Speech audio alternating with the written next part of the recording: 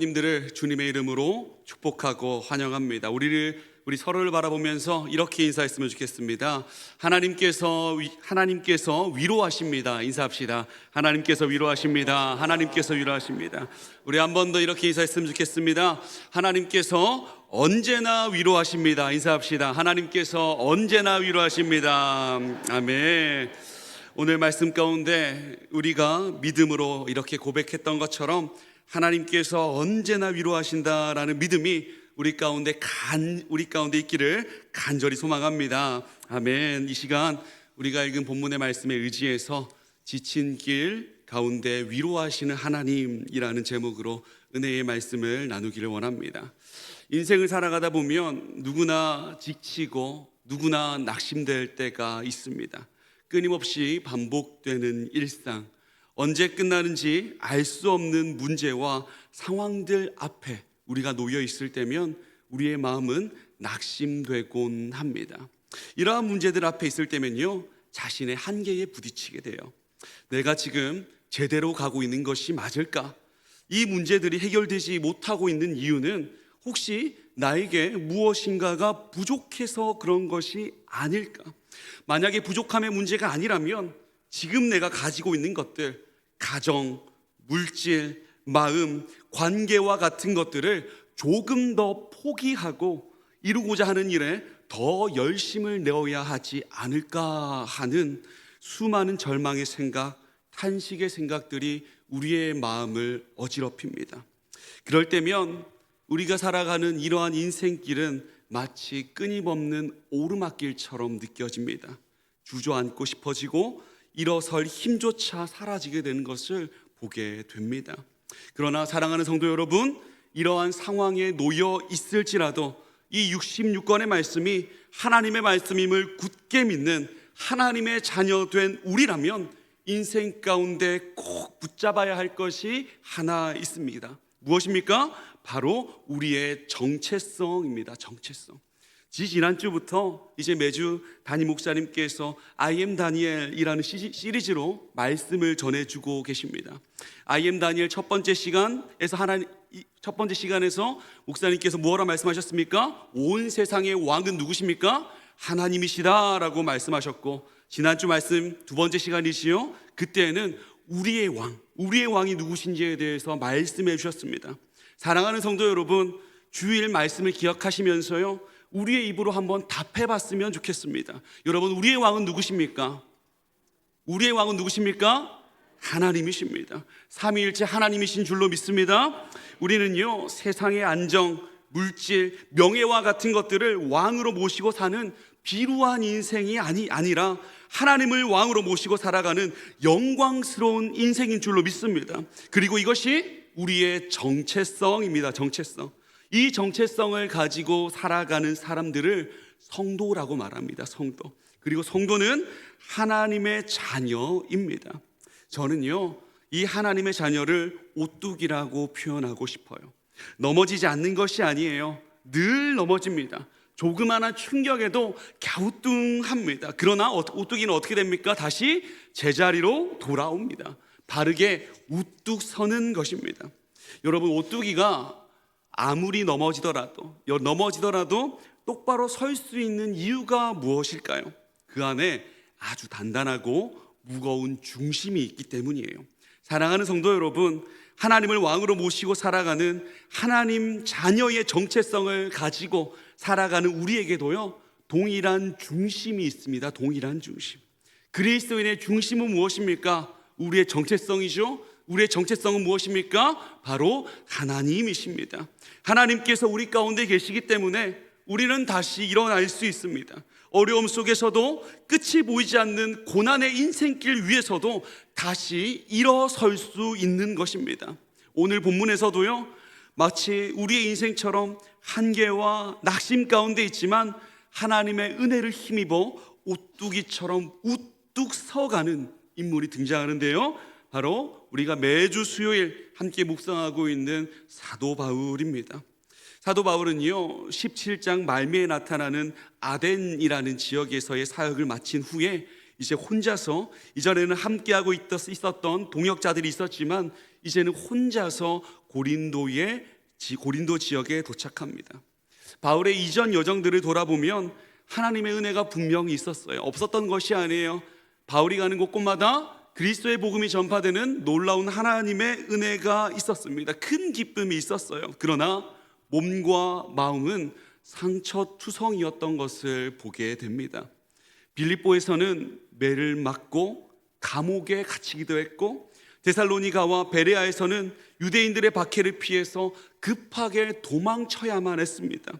17장 말미에 나타나는 아덴 지역에서는 어땠습니까? 자신의 생각이 옳다라고 외치는 철학자들의 조롱과 냉소가 있었습니다. 작은 열매라도 거두었지만 육체적으로, 심적으로 큰 타격을 입게 된 것입니다. 그랬던 바울은 낯선 땅 고린도 지역에 지금 홀로 서 있습니다. 여러분, 그때 바울은 어떤 마음이었을까요? 그 마음 속에 하나님께서 이곳에서도 복음이 전파되게 하실 거야 라는 막연한 기대감만 그에게 있었을까요? 성도 여러분, 사도 바울도 우리와 똑같은 연약한 육체와 연약한 마음을 지니고 있는 사람입니다. 사람. 그래서요, 분명히 두려웠을 거예요. 또 맞으면 어떡하지? 또다시 박해가 있지는 않겠지? 이러한 생각이 덮치면서 진짜 이 일을 끝까지 하는 게 맞을까 하는 두려움과 낙심의 마음이 그에게 있었을 것입니다. 그러나 우리 하나님께서는 그를 혼자 두지 않으셨습니다. 우리가 읽은 이 11절까지의 말씀을 보면 하나님께서 사도 바울을 아주 다양한 방법으로 위로하시고 또 세워주시는 것을 발견할 수 있는데요, 이 말씀을 통해서 우리가 우리의 일상과 낙심 속에서도 동일하게 역사하시는 하나님을 깊이 만나시는 은혜의 시간 되시기를 간절히 소망합니다. 하나님께서 어떻게 위로하시는가? 그 첫 번째는 바로 사람, 동역자를 보내주신다라는 거예요. 우리 2절과 3절의 말씀인데 우리 한 목소리로 함께 읽도록 하겠습니다. 시작. 아굴라라는 본도에서 난 유대인 한 사람을 만나니 글라우디오가 모든 유대인을 명하여 로마에서 떠나라 한 고로 그가 그 안에 브리스길라와 함께 이달리아로부터 새로 온지라 바울이 그들에게 가매 생업이 같음으로 함께 살며 일을 하니 그 생업은 천막을 만드는 것이더라. 아멘. 사도 바울은 앞서 말씀드린 것처럼 지친 몸과 지친 마음을 이끌고 홀로 고린도에 도착했습니다. 그리고 그곳에서 한 부부를 만나게 되는데요, 우리가 자주 들어본 이름일 거예요. 바로 브리스길라와 아굴라 부부입니다. 이 부부는요, 원래 로마에 살던 유대인들이었어요. 하지만 당시 황제 글라우디오의 명령으로 유대인들이 모두 그 땅에서 추방되면서 새로운 삶을 찾아서 고린도로 이주하게 된 것입니다. 말 그대로 난민이었던 거예요, 난민. 그런데 놀랍게도요, 이 부부는 바울과 같은 직업, 바울의 직업이 무엇이었습니까? 복음 전도자였기도 하지만 그의 생업은 텐트 만드는, 천막 만드는 직업이었어요. 같은 직업인 천막을 제작하는 일을 생업으로 삼고 있었습니다. 비슷하거나 같은 부분이 있으면 우리의 마음이 활짝 열리지 않습니까? 바울과 이 부부도 그랬던 것 같아요. 그래서 이들은 서로 함께 일하면서 바울과 함께 생업의 동업자가 되었습니다. 놀라운 것은요, 여러분, 그 다음인데요, 이 생업의 동역자들은 믿음의 동역자가 되었고 하나님 나라의 복음을 위하여 함께 길을 걸어가게 된다라는 거예요. 너무나도 놀라운 일이지 않습니까? 바울은요, 훗날 이 부부를 로마서 16장 4절의 말씀에서 이렇게 표현하고 평가하는데요, 우리 이 말씀도 함께 읽겠습니다. 시작.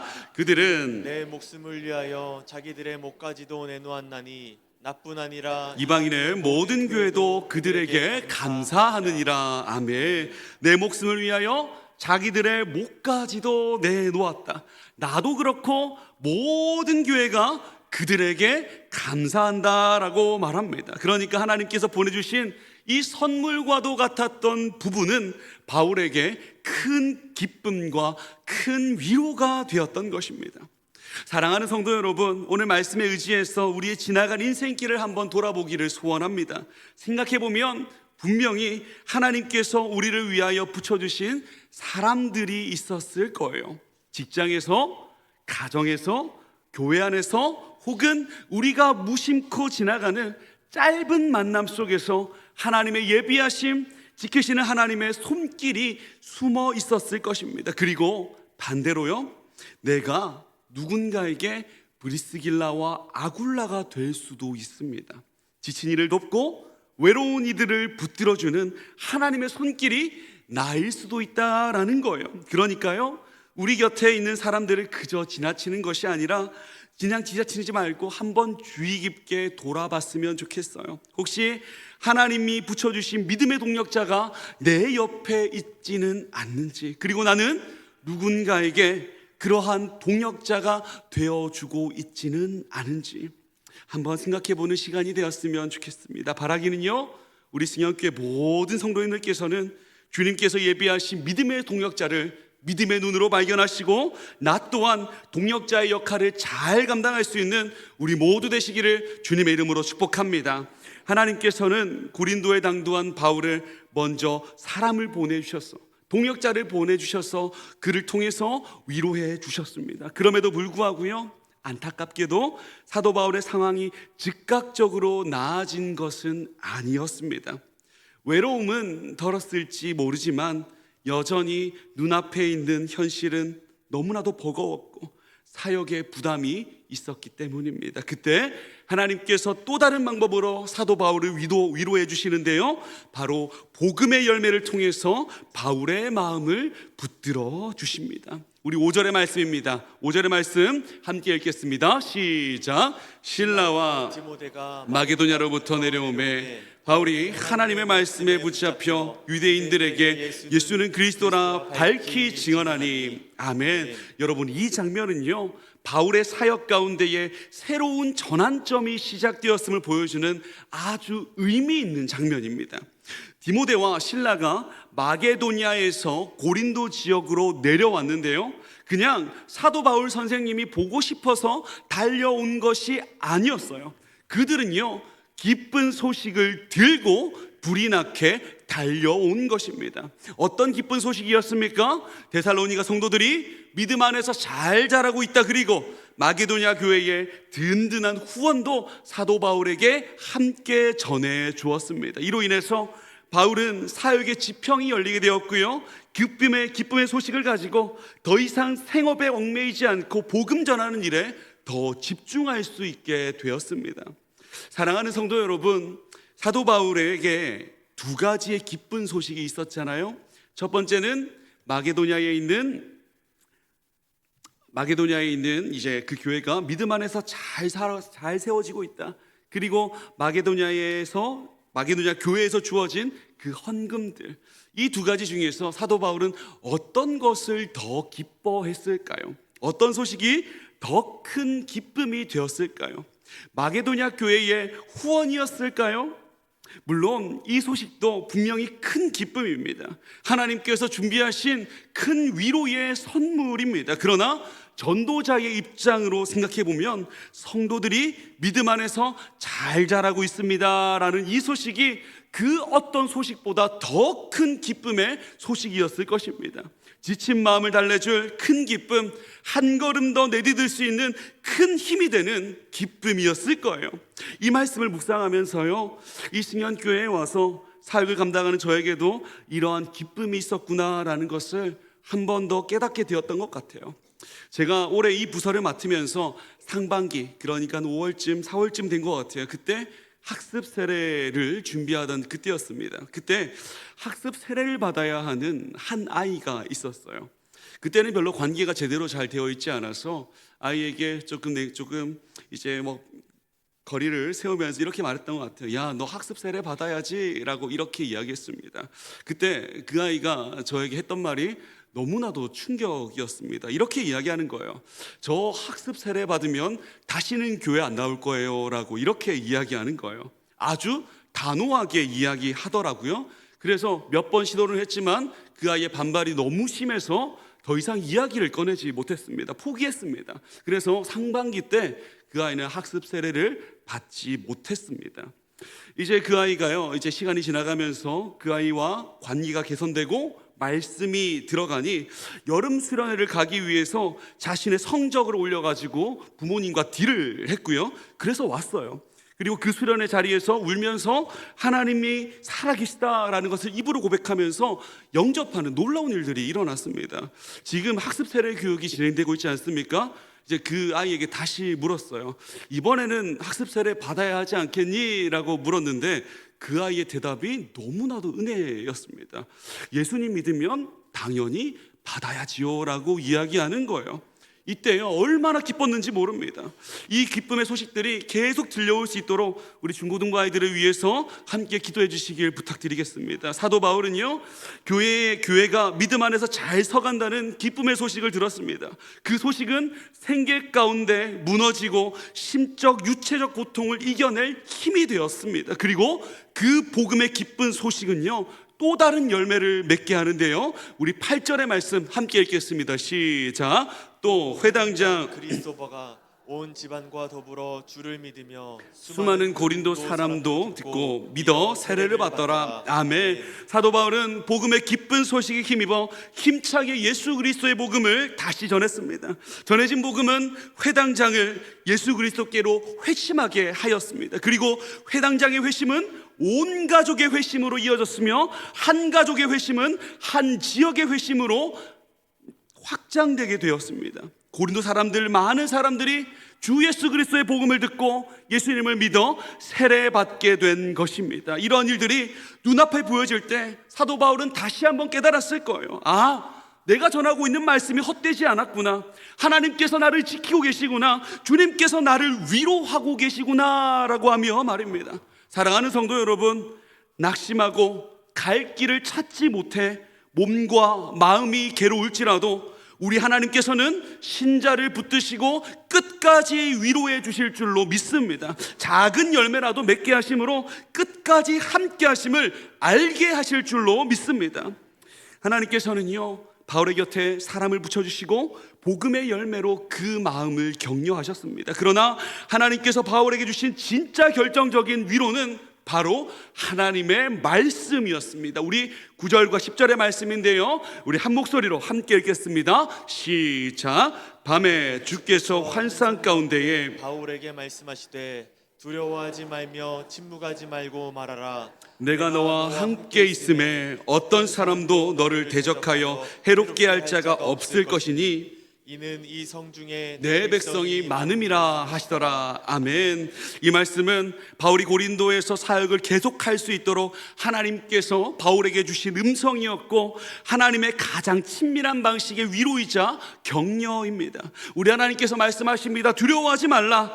침묵하지 말고 말하라. 내가 너와 함께 있을 것이다. 두려워하지 말라. 이 한마디는요 지금껏 수많은 박해와 거절 속에서 마음이 지쳐있던 바울에게 꼭 필요한 하나님의 선언이었습니다. 침묵하지 말고 말하라. 이 말씀은 바울이 다시 복음을 외칠 수 있도록 붙잡아 주신 소명의 재확인이었습니다. 그리고 결정적으로 내가 너와 함께 있다. 이 말씀은 모든 것을 뛰어넘는 살아계셔서 역사하시는 하나님의 임재의 약속입니다. 사도 바울은요 이 하나님의 말씀을 듣고 완전히 일어섰습니다. 오뚜기처럼 다시 우뚝 섰고 주님께서 주셨던 기쁨, 위로를 가지고 복음을 전하는데요 고린도 지역에서 1년 6개월 동안 담대하게 복음을 전하게 됩니다.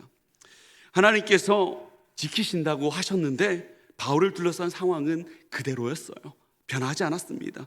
여전히 복음에 대한 거부감이 가득했습니다. 그러나 하나님의 말씀이 그의 마음의 중심을 붙들었기 때문에 맡은 사명 끝까지 잘 감당할 수 있었던 것입니다. 사랑하는 성도 여러분, 저도 그렇고요, 여러분도 그렇고요. 우리의 인생 가운데 힘들 때가 너무나도 많습니다. 낙심될 때가 참 많습니다. 여러분, 그때 사람의 위로 분명히 필요합니다. 없으면 안 됩니다. 보여지는 복음의 열매 있으면 너무나도 좋습니다. 하나님께 영광입니다. 그런데 그 모든 것 위에 하나님의 말씀이 우리를 붙든다라는 것을 굳게 믿으시기 바랍니다. 두려워하지 말아라, 내가 너와 함께 있다. 하나님의 이 한마디가 바울을 붙들었던 것처럼 지금 이 순간 우리를 붙드는 가장 강력한 위로의 말씀인 줄로 믿습니다. 말씀을 정리합니다. 이 시간 고린도에 도착한 바울의 모습을 우리가 함께 살펴보았습니다. 몸도 마음도 지치고 앞날이 불투명했던 그 상황 속에서 하나님은 결코 바울을 홀로 두지 않으셨습니다. 하나님께서는 사람을 붙여 위로하셨고 또한 복음의 열매를 통해 격려하셨으며 무엇보다 말씀으로 직접 찾아오셔서 약속해 주셨습니다. 사랑하는 성도 여러분, 우리가 어떤 길 위에 있든지 그 길이 아무리 지치고 막막하다 할지라도 지친 길 위에서도 하나님은 함께 하신다라는 이 사실을 믿고 의지하며 오늘도 다시 믿음의 걸음을 내딛는 승연의 모든 성도들 되시기를 주님의 이름으로 축복합니다. 이 시간 우리가 함께 한 목소리로 함께 기도했으면 좋겠습니다. 하나님, 오늘 우리가 말씀 드렸던 것처럼 바울이 지친 길